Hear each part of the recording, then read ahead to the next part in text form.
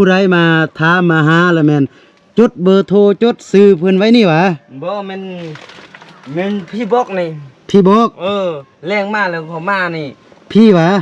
ต้นแรงแล้วพี่ก็มานี่มานี่มาบอกเจ้ามาบอกเฮานี่เขานี่ก็ใต้เขาก็บ่ให้ออกซ้ำประเทศใต้นี่เขาก็ยิงปืนเนี่ยเขาก็ตื้อนี่คนใต้นี่เขาก็นี่ก็เป็นโซ่เขาเฮ็ดอันพี่ย่านพี่มาจีไปย่านอันนี้มันต้องเฮ็ดเฮาใต้นี่เอาโซ่ใส่นี่โซ่บ้ากันใหญ่พี่น้องเนาะโอ้ใหญ่สุดแล้วโซนเขาลามสร้างอันนี้นี่เป็นโซ่ที่ว่าเพิ่นมัดสร้างเนาะโซ่มัดสร้างเขา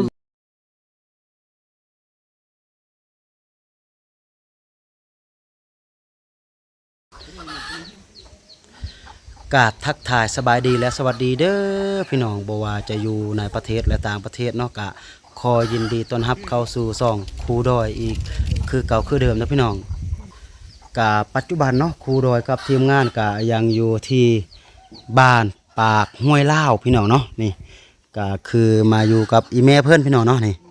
แล้วก็อีเมเพื่อนก็บอกว่าให้ครูดอยไปเบิ่งลูกเนาะพี่น้องเนาะนี่ก็คือนี่เพิ่นคังอยู่หั่นนี่อยู่บนน้อยๆพี่น้องเนาะเดี๋ยวครูดอยจะพาพ่อแม่พี่น้องไปโอไปลมน้ำเพิ่นเนาะว่าย้อนยังจึงถึกเพิ่นคังอยู่ในสภาพแบบนั้นน่ะนะเนาะโดยสบายดีอ้ายโอ้นี่อ้ายเพิ่นอยู่บนนี้พี่น้องเอ้ยเนาะสบายดีเนาะอ้ายเนาะมันก็หมู่มันก็หมู่กับมันก็หมู่แหละโดยคอยอยู่ทางบกแก้วคนนี้ทางบกแก้วโดยอยู่เซาเยี่ยมตัวเมืองมาเลาะมาลิ้นอยู่แถวเขตบ้านนอกอยู่แถวสุนทรภู่นั่นแหละมาเที่ยวซื่ออันนี้อายขึ้นมาอยู่นี่เด้อายขึ้นมาอยู่จังซี่เด้ก็อยู่นี่ต้นละเด้อยู่นี่ต้นแล้วเขาก็เอาตัวแม่มาจิสูบยาแล้วเขาก็เอาแม่ในตอกนี่เขาก็ออกผู้เดียวแล้วก็คือว่ายงกุดเราก็หูเด้ยงกุดพญาสู้นำห่านปี2000โอ้อีพ่ออีพ่อเพิ่นไปเข้าอันพระเยซูศาสนาพระเยซูเขามาสู้แล้วบัดนี้แล้วเข้าไปอยู่อันนี้มีแนวเกิดแนวเป็นอันนี้เนี่ยเขาละคิดว่าเขาเป็นคนเป็นบ้านี่เนี่ยเขาแล้วบ่ได้พอไปเข้าพระเยซูแล้วก็แล้วก็มีแนวเจ็บแนวเป็นบ่จิบบ่เป็นหยังแล้วเฮ็ดผู้เดียวนี่เฮ็ดให้ก็เฮ็ดผู้เดียวเนาะตรงนั้นเนาะเก้ากะโหลกนี่เขาเฮ็ดก็ร่อนหมดนี่แล้วเข้าถือว่าเป็นบ้าแล้วเขามาคั่งอันนี้แล้วเขาก็ขายหมดเขาอันนี้เฮ็ดให้เก้ากะโหลกนี่ก็เฮ็ดแล้วแล้วก็เขาก้างหันได้38เป้าแล้วเขาขี้ข้างหันเขาได้32เป้าแล้ววันนี้เขาไม่ดูหันเขาได้10เป้าแล้วยังประมาณแต่อันน่ะ2กะโหลกหันเราพูดได้อัน9เป้าบัดนี้เราไปทางคืนทางเว้นเฮ็ดเวียกทางคืนทางเว้นหันแล้วมันยินปากบวชเราไปเฮ็ดเวียกนาให้อันนี้แล้วยินปากบวชอยู่เที่ยงแล้วไปซอกแล้วบ่เห็นไปยามนึงยินปากเสียง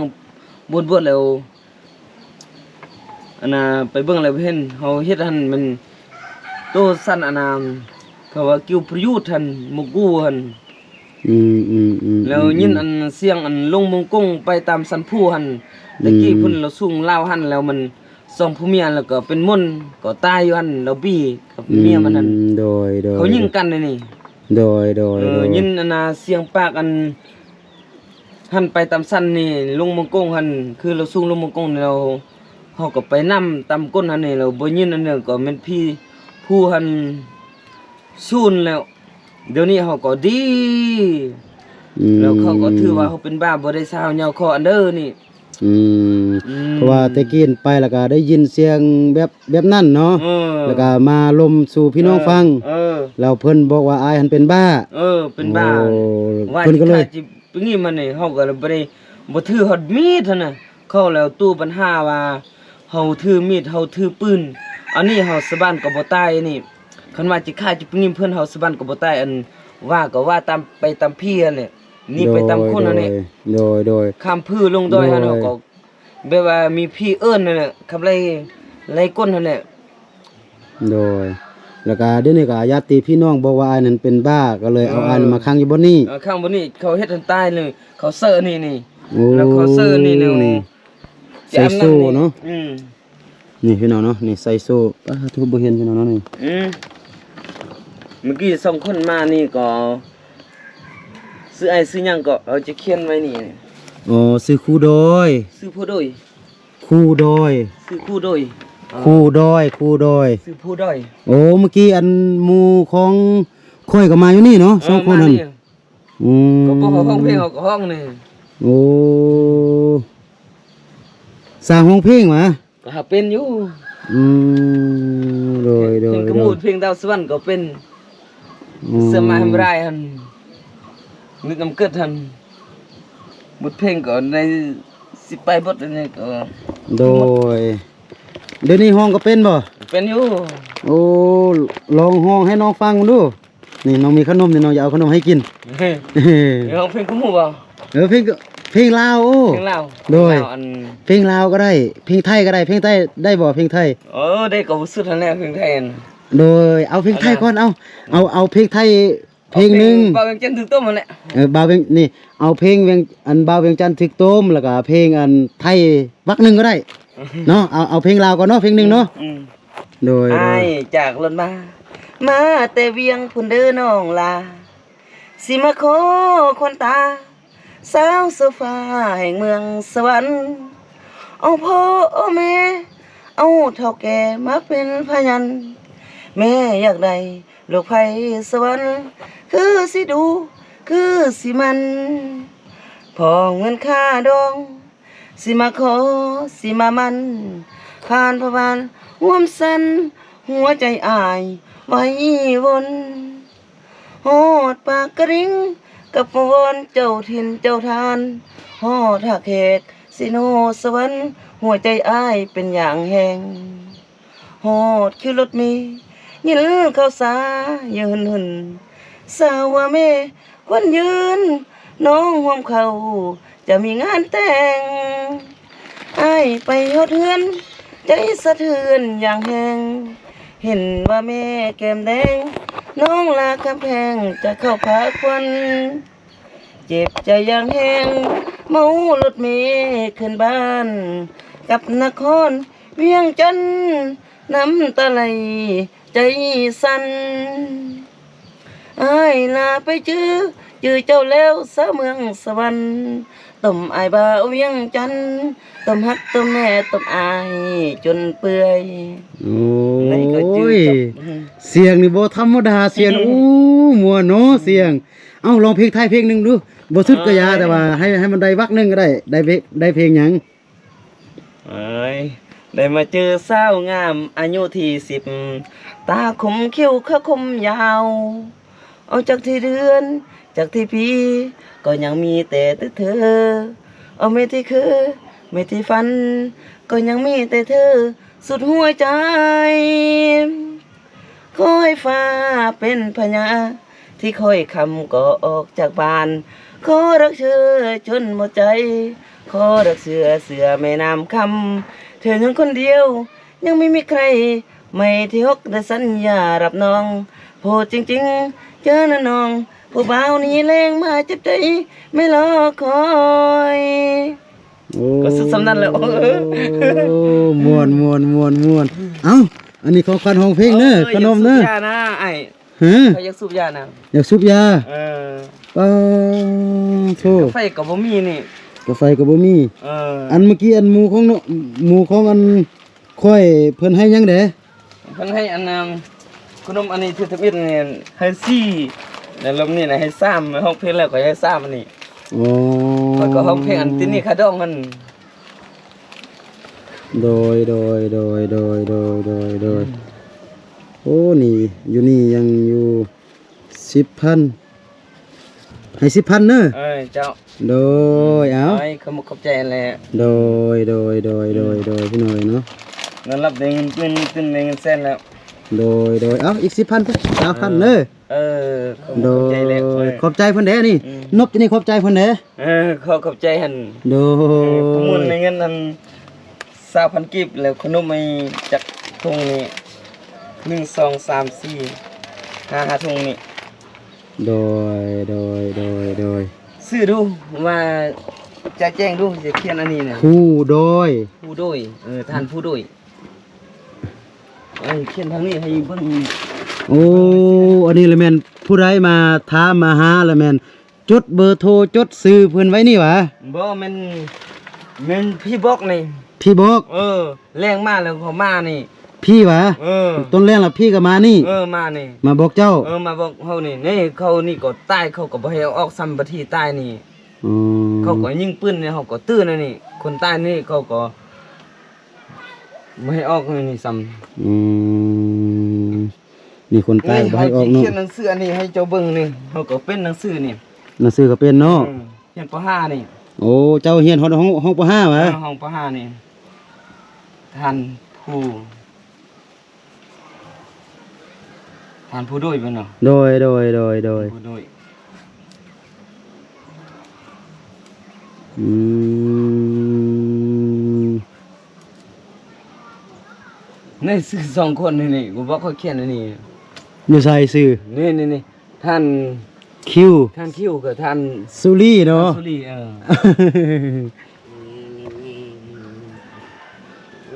โอ้ยเนาะพี่น้องเนาะนี่บอนที่ว่าอายเพื่อนอยู่นี่เพื่อนเฮ็ดยางคักเอาไม้แล้วก็มาเฮ็ดก็เป็นโคกน้อยๆพี่น้องเนาะแล้วก็มุงด้วยสังกะสีแล้วก็ไม้นี่ก็คือตอกเล็กก็คือเป็นเล็ก5พี่น้องเนาะหรือว่าเล็ก10อันน่ะ บ่แม่นเลข5มันเลข12มันเนี่ยจุดสดกันหมดเลย โอ้เล็ก12เลยวะนี่ เขา เนาะ ตั้งใจเฮ็ดเฮาตายนี่เนี่ย อืม เขา นี่ ว่าเฮาก็บ่เป็นคือบ้านี่ นี่ แล้วแม่นนามุ่นพ่อเขาเป็นผู้ใหญ่นี่ นี่ แล้วเขาก็สิมีผู้มาซื้อส่วนเฮานี่เนี่ยมันจะเด้อแท้ ทางลุงก็ไม้ก็ตอกอย่างละเอียดพี่น้องเนาะนี่ อืม ทางลุงก็ไม้ก็ตอกอย่างละเอียดเลยทาง เขา ลุง ก็ นะ สิอยู่สเจ้าก็มีหม้อมุ่นใหญ่นี่ เขาก็สิเอามาเฮาปาเป็นมาพวกอันนี้นี่เฮาก็ยังคิดว่าเฮาเป็นบ้าอันนี้นะแม่นที่มาเข้ามาสู้อันนี้พ่อเขาเป็นสู้ใหญ่นี่ นี่อันนี้ก็เป็นโซ่ เขาเฮ็ดอันพี่ย่านพี่มาจีไปย่านอันนี้มันต้องเฮ็ดเฮาตายนี่ เอาโซ่ใส่นี่โซ่บ้ากันใหญ่พี่น้องเนาะ โอ้ใหญ่สุดแล้วส่วนเขาลามสร้างอันนี้ นี่เป็นโซ่ที่ว่าเพิ่นมัดสร้างเนาะ โซ่มัดสร้างเขาโซ่ลักไม้เรานี่มัดสร้างอย่างน้อยนี่มันโซ่ลักไม้ดีนักนี่ อืมโดยเข้ามาอยู่นี่โดนแล้ว โอ้ยก็อยู่นี่โดนแล้วอยู่รอบหนึงก็ได้2 เดือนไปแล้วเขาก็เอาไม้นี่แม่เฮาอันเตาไฟนี่เขาก็ตอกอันนี้นี่ อ๋อ แล้วเขาก็ออกมาแล้วเขาจะเฮ็ดหิดข้องอันนี้นะ แล้วเฮ็ดอนาพญาสู้อันนี้นะเขาก็บ่นื่นบ่ตัวเขาซ้ำเฮ็ดหิดตำเฮ็ดข้องนี่พ่อมาอยู่มีแนวเกิดแนวเป็นอันนี้นะเข้าแล้วคิดว่าเขาเป็นบ้านี่ซื่อๆนะว่าจะฆ่าไทยบ้านอันนี้ว่าก็ว่าไปตามพี่นั่นแหละ อืม บัดเขานี่มาแล้วก็เข้ามาสู้นะนี่ เดี๋ยวนี้ก็คือแต่ละมื้อนี่ฮอดตอนแรกนี่ก็คือพี่มาหาเลย พี่มาลมน้ำเจ้าเลยเพิ่นมาลมพี่มาลมน้ำเจ้าว่าแนวใดเด้ อ๋อวันนี้ก็ว่าเขาเฮ็ดตามฮิตพญาสู้แล้ว โอ้ ตามพ่อบอกให้เฮ็ดนี่เฮาก็ยังจื้อนี่ เดี๋ยวนี้พี่บอกว่าให้เจ้านั้นเฮ็ดฮิตคองเฮ็ดคือพระเยซู เฮ็ดพญาสู้นี่ โอ้โดย có lo bữa vì lỡ hai ơn nó đi vui โดย ดีบ่ดีเขาบ่ปูอันนี้นะก็มันจะไปดีอยู่ในนี่มันจะไปดีอันปากต่อนี่มันจะเข้ามอมอนอันนี้ อ๋อเดี๋ยวนี้ก็คือติว่าเขาบ่ปัวเนาะ เขาบ่ปูเขาเฮ็ดให้ตายนี่ จับมาขังอยู่นี่จับอีดีบ่ดีฮู้บ่ไปปัวเนาะแล้วก็จับมาขังอยู่นี่เนาะ จะมาข้างอันนี้เนี่ย อืมโดยแต่กี้นี่ก็เป็นคนดีคนรักไปเฮ็ดเนาะเฮ็ดให้เนาะ เฮ็ดให้เฮ็ดส่วนนี่ก็เก่งเลยเขาเฮ็ดเวียกผู้เดียวนี่ร้านไส้มันก็เฮ็ดต่างหากนี่ อืมก็เดี๋ยวนี้แล้วก็มาเจอสภาพการแบบนี้เจอพี่เจอแบบนี้ก็แบบเข้าสิ่งเข้านั่นก็ไปบ่เป็นเลยเนาะ แม่นตอนหน้ามันให้หันเอามีปลาแห้วเราสูงนี่ ไปเฮ็ดให้อยู่ถึงไปหิ้วเพิ่น เออ แล้วก็บัดนี้พี่เพิ่นก็เข้าซิ่ง เข้าซิ่งนั่นแหละ ว่าก็ว่าไปตามพี่นั่นแหละ ว่ามันยังก็เฮ็ดไปตามพี่อ่ะเนาะ พี่มาสุ่นว่าพี่คู่อันนี้พี่อันนี้ พี่มาซิ่งเนาะ เขาก็อยู่นี่ก็หมดปัญญาแล้วสิมีผู้มาเสิร์ฟมาส่วนอันนี้ไปหาหมออันนี้นะ โดย เป็นห้ามเป็นบ้านเด้อหั่นก็สิฮิพรตื่นตัวเฮาได้ โดย คันเฮาตายแล้วก็มีแต่สืบสวนไปนี่ โดยโอเคเนอะฉันก็น้องก็มาให้กำลังใจเนอะเอาขนมกับเงิน20,000กีบให้ก็อยู่ดีมีแฮงเนอะโดยฉันน้องจะกลับก่อนเนอะ กลับ โดย อายุอายจักปีแล้ว โอ้30ปลายปีโอ้เจ้าดู เฮา37ปี 37ปีโอ้เฮาก็34 35ปีโอ้เฮาก็ น่ะแต่แม่นคนใจใหญ่เฮาแม่นคนจะต่ำจะคิงน้อยคิงแน่นั่นแหละ โอ้เจ้าบ่น้อยแล้วเจ้านี่เจ้าแฮงใหญ่กว่าค่อยโอ้เจ้าอ่ะ เพื่อนจะเรียกว่าอ่านลูกจุงโก้ โอเคฉันน้องกลับก่อนเนอะบายเบิ่งบาย มีผู้มาตอกปักตอนี่ก็คือว่าอยาก ถ้ามีคนมาลมน้ำคนมาเล่นน้ำมายกแบบนี้เนี่ยก็คือม่วนเนาะ แม่นครับ ถ้าบ่มีคนมาลมน้ำบ่มีคนมายกก็คือเงาเนาะ โดยกะโอเคพี่น้องเอ้ยเนาะหลังจากที่ว่าครูดอยกะไปลมน้ำอายเพิ่นพี่น้องเนาะก็คือตามอีเมว่าพี่น้องเอ้ยเนาะก็คืออายเพิ่นนี่เป็นบ้าเนาะอยู่ๆแล้วก็บ่ฮู้ว่าเป็นหยังแหละก็คือเป็นบ้าก็คืออาละวาดนั่นน่ะเนาะแล้วก็บัดนี้ก็คือญาติพี่น้องพร้อมกับชาวบ้านพี่น้องเอ้ยเนาะก็พากันมาเฮ็ดโคกตัวนั้นก็คือค้างอายเพิ่นแล้วก็เอาโซ่คือเป็นโซ่ที่ว่าเพิ่นมัดสร้างพี่น้องเนาะแล้วก็มัดอายเพิ่นไว้หั่นน่ะแล้วก็ให้อายเพิ่นอยู่หั่นพี่น้องเนาะก็เมื่อกี้ครูดอยไปก็เอาเงินให้อายเพิ่น20,000กีบแล้วก็กับขนมเนาะเพื่อที่ว่า จะเป็นกำลังแห่งใจให้อายเพื่อนพี่น้องเนาะก็ตามภาษาคนบ้านั่นแหละพี่น้อยเนาะอีแม่ก็บอกว่าบ่นึงจะเอาไปซื้อของครบของกินให้เพิ่นเพราะว่าเพิ่นอยู่ในหั่นก็อีแม่เพิ่นก็เฒ่าแก่แด่นะก็บ่มีไผหา